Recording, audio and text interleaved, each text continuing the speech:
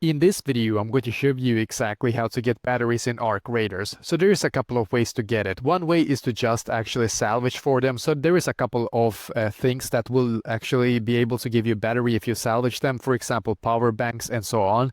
Mostly things that have to do with electrician, like basically gadgets and stuff like that, if that makes sense.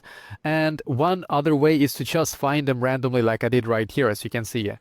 Here is Pederia. I mean, it's super lucky to be completely honest, to find it just like that, because it's not that often that I've experienced that you can actually find it just like that. But sometimes you can actually salvage some of the stuff and you will also get battery. So yeah, as you can see, I'm going to show you also on the map exactly where I am. So this is the generator hall here, as you can see.